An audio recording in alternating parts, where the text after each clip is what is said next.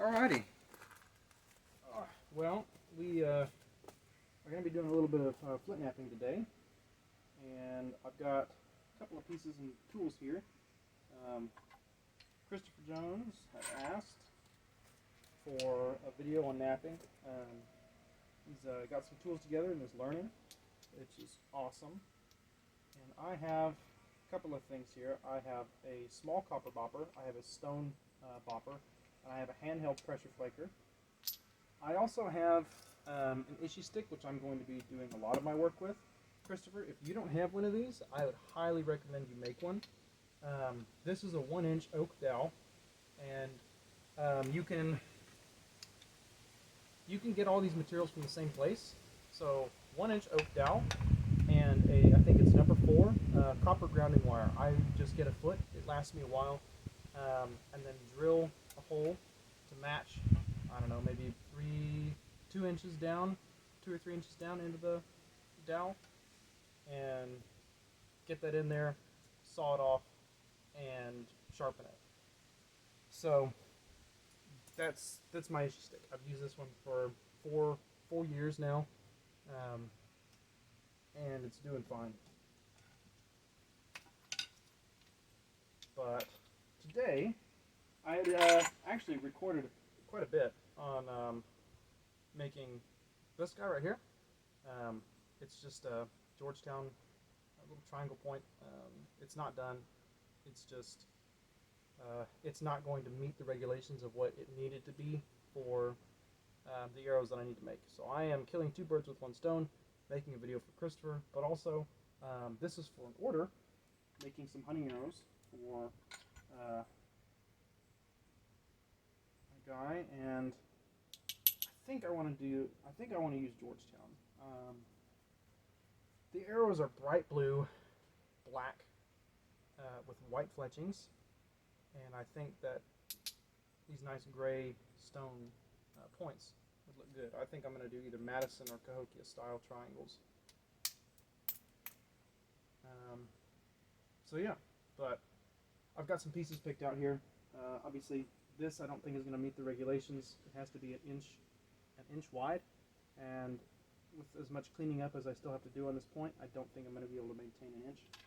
But I have lots of other pieces here that I'm certain that I can maintain an inch with, and several tools. So where did my, there it is. I've got an antler bopper, which I'm going to be using for a lot of the beginning works here. I've got a small little copper bopper, what I call teensy. It's just an end cap. I think it's a 3/4 inch end cap on a small piece of antler, an antler tine. And I've got a handheld pressure flaker, stone bopper, and I've got my issue stick. And that's what we're going to be using today. So I'm going to start out with this piece here, this piece of Georgetown, and see what we can get out of it.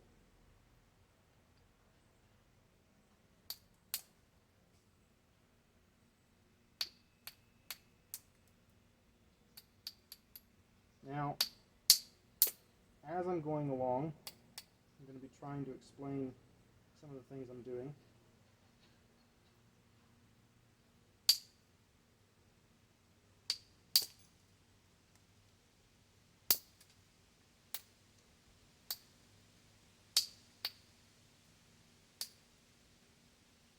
Ooh, I managed to mess that up.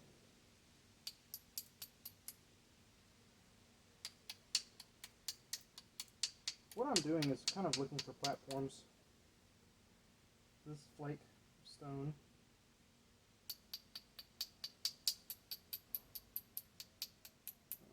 There's a lot of natural platforms, but they're all very, very thin. So I need to either strengthen them, get rid of them, in order to make this work.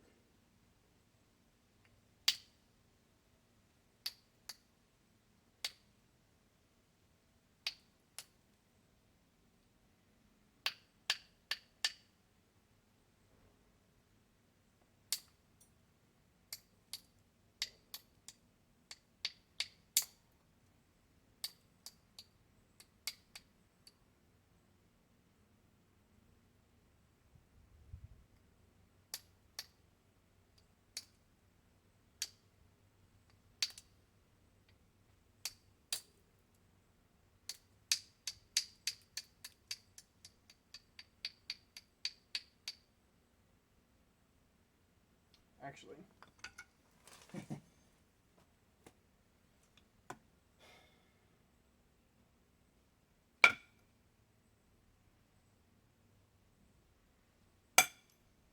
Nice.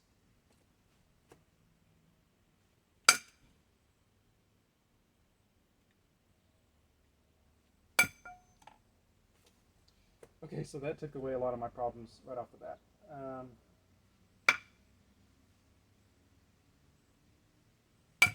I like Georgetown. I like working with Georgetown. It does respond to indirect percussion very well.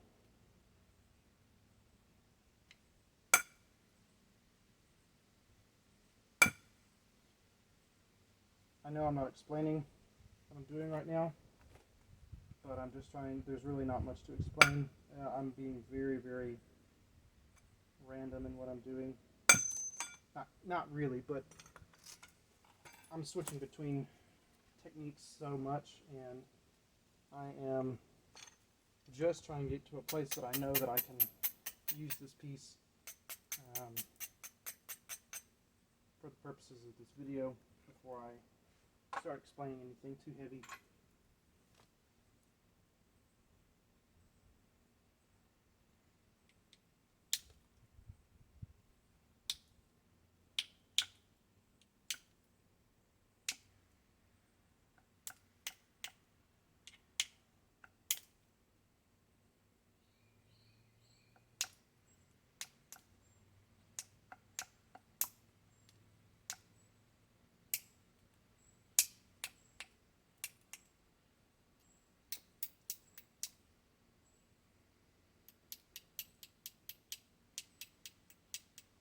Okay, so what I've done is I messed up here and created a pretty big hinge line. And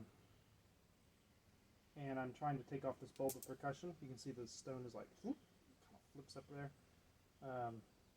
So I've done that in a couple different ways. So using the antler bopper, I took off a lot of the sharp edges, and using this little copper bopper, I am now going to kind of do a little bit of precision work. I'm taking off, I think, this hump here. We'll see how well I'm able to do that.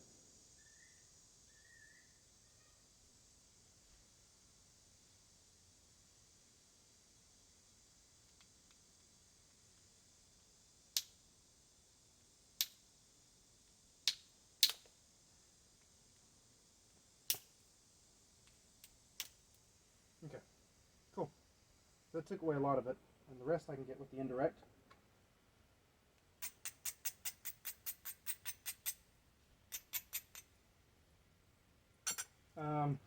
So now I'll explain a little bit about what I'm doing, because I'm fairly confident that this piece of stone is going to work. Or I should say, I'm fairly confident that I can do the stone justice.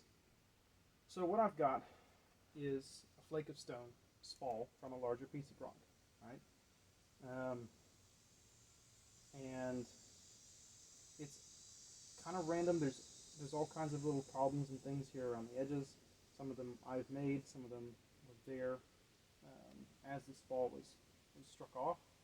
But what I'm doing is removing the bulb of percussion, this hump right here, and making it as flat as possible. So my next flake that I'm going to take is going to be right here along this ridge. You can see where the stone kind of dips down right here. I'm going to set this flaker right there, and I'm going to drive a flake directly into the stone to remove that ridge. Like that. You can see it got a little flatter. Right? So now what I'm going to do is take my pressure flaker,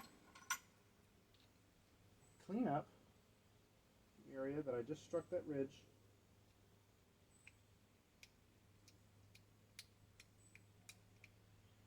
so that I can take some adjacent flakes right next to it. Just making this a little stronger. Take my braider, same thing, just braid a little bit. Now I'm going to set this flaker right here and drive this off.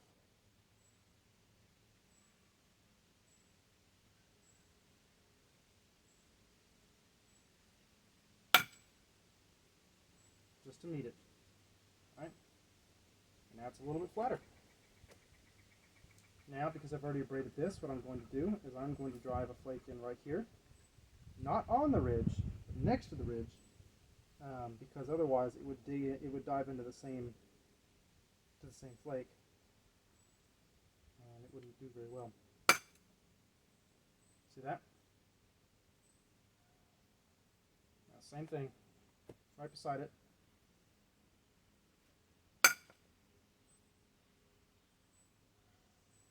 Now we're getting into a sharp edge, which you don't want to work on. Dull that edge down, otherwise it'll just crumble. It'll hinge and you won't get anywhere. You'll get very discouraged.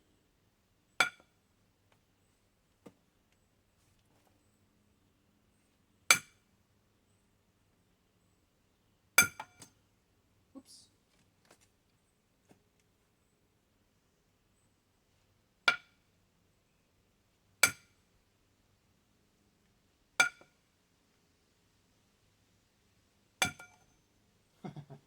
I really, my leather pads that I have for my indirect, I left out here and it rained. It's been raining quite a bit here, and we're getting ready for a tropical storm in coastal Virginia. But what I should be doing is taking this piece of leather, wrapping it around here, and sticking it under my leg, so I have something to grip on. You see here, now it's a lot more sturdy.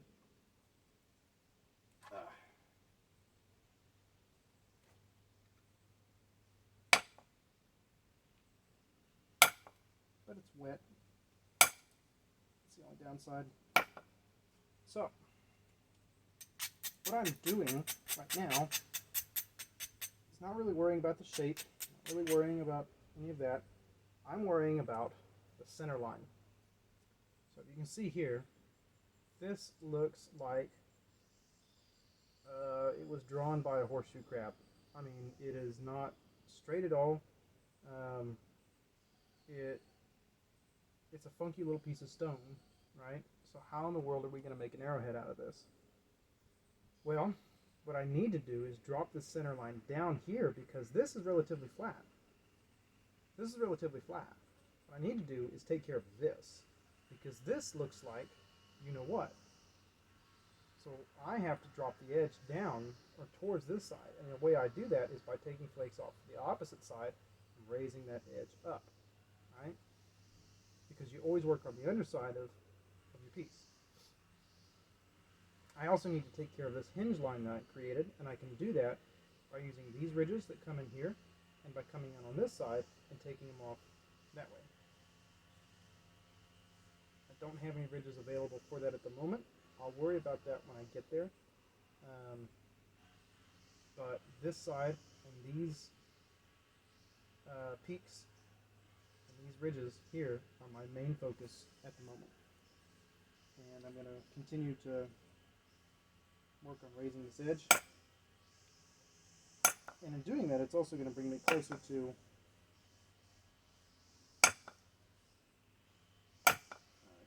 the hinge line that's a problem.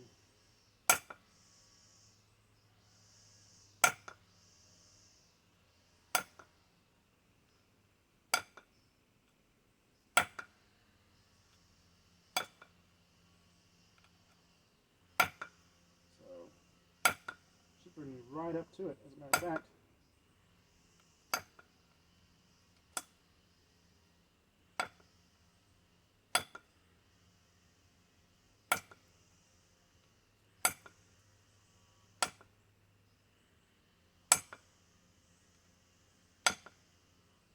Okay.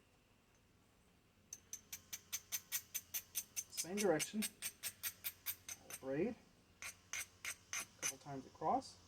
Now, I'm going to start on this end and drive a flake here. I'm hoping it will follow this ridge. We'll see.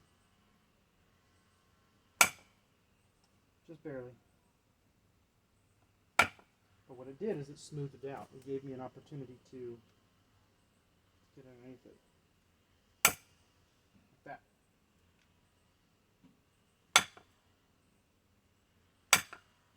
continue to drive in that oblique pattern. Just use each subsequent ridge to my advantage.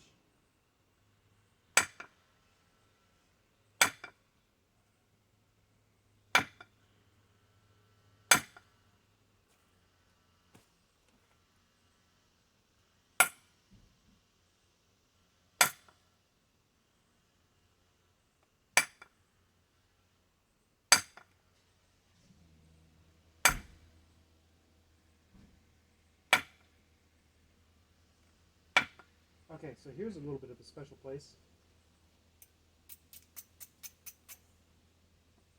Take a look at this right here. This is that hinge line, and I brought my flakes right up to it. Right? I'm going to take one more flake here to get right underneath it, and then I'm going to take it off like that. That created a very strong ridge for me to drive more flakes on. So I'm going to braid that and use that.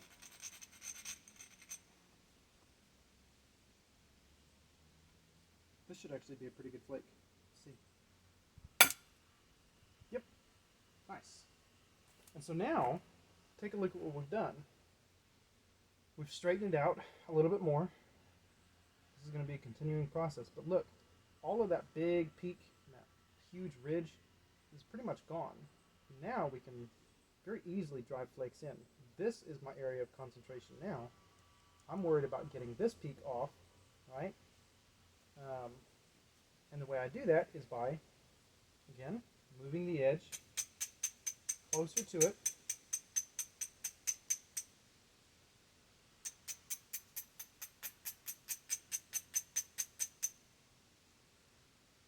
It is very strong. It's below center line. And I'm going to take one flake right there.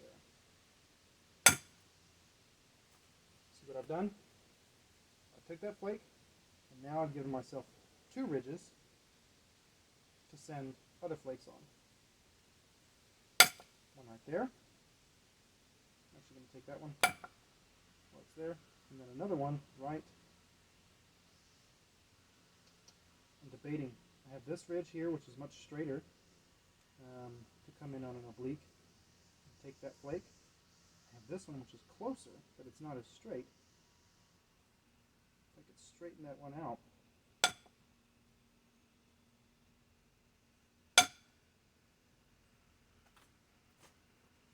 Now what I've got to do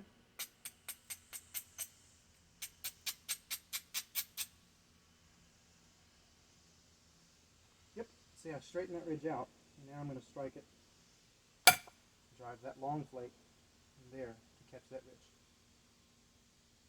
Same thing right here. See this hinge that was created? I want to take that off by driving this flake right here, taking off this.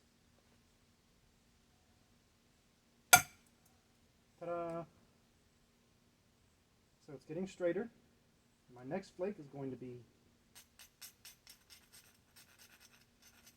right there to take off this mass. See if I can draw on here with the aluminum. Ooh, I can. Like that. See if we can do that.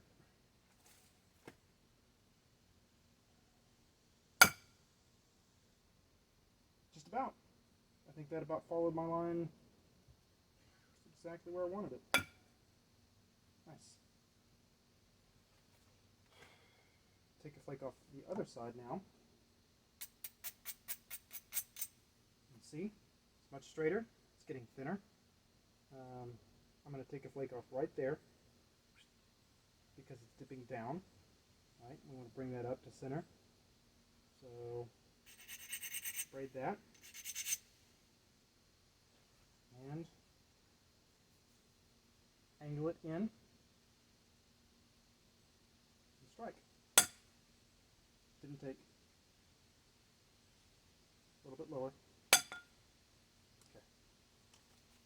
So if it doesn't go don't worry about it. Don't force it. You'll either break your stone or you'll cause a hinge. Don't force it to go if it doesn't want to go.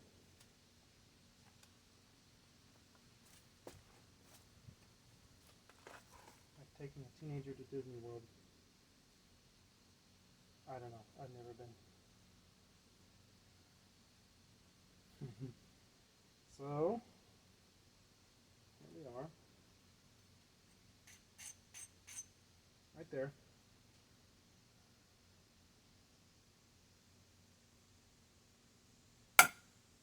That took. All it took was me to get my tool in the right place. This is more about technique than it is strength, obviously. So, be very mindful. Not try and blast through something that doesn't need blasting through. There's no reason to muscle through part of stone. I guarantee you, you're not stronger than this stone. You were smarter,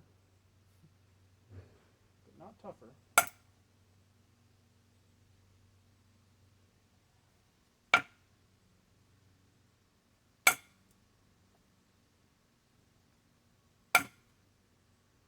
Okay, so look how much straighter this piece has gotten.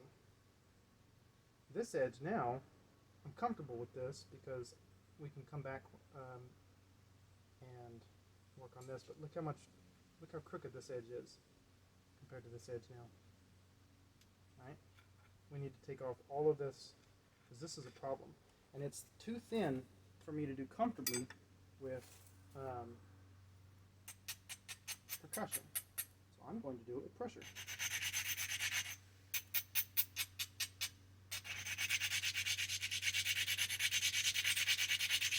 I'm going to abrade the living daylights out of it. I'm going to use my issue stick. And the way that this is used is I put it underneath my armpit and then lay this down. Find whatever I'm going to be working on. So I think I'm going to take my first flake on this ridge right here. So on this point, drive a flake to follow this if I can. It's going to fan out probably in two directions. It's going to follow this little bit of a Y here. But hopefully it'll give me a chance to undercut some of the hinge that's going on there.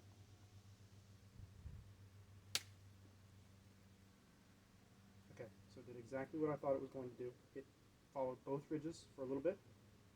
It undercut this hinge, or it gave me an opportunity now to take off this hinge right here by using this flake and driving this into here.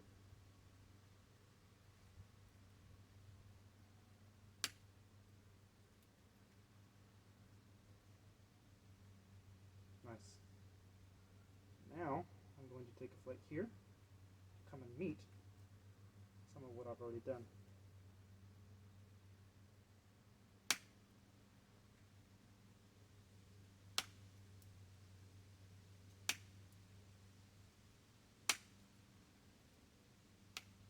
Okay. So that didn't go quite as planned. It caught that hinge and it didn't carry through. So what I'm going to do is re-abrade. I abrade first towards the side that I was working on because you don't want to create a concave edge. You cannot work with a concave edge. And now I'm going to abrade on this side and then across. And I'm going to start right where I know the flakes are good, where there's already an established pattern. I'm going to push into those problem areas. Use that to undercut those issues. Check that out.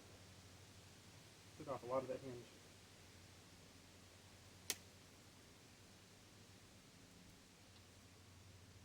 So, and I've got plenty of width here. What I could also do is get rid of this early. Bring this edge right up to it. Check this out. bring this edge right up to it, because I'm going to have to work on this side almost entirely anyway for now.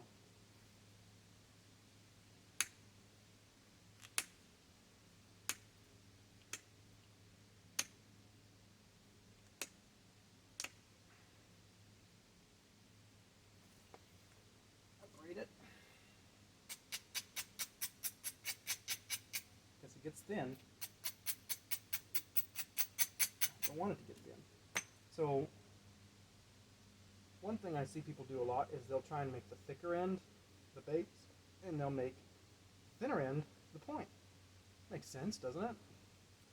But I like to do the opposite, because I know I'm going to have to do more work on the tip than I am on the base, and I would rather the base be closer to being thin and finished than, you know, the inverse. So we're working on this edge right here. I've strengthened it, I've brought it up. I'm going to take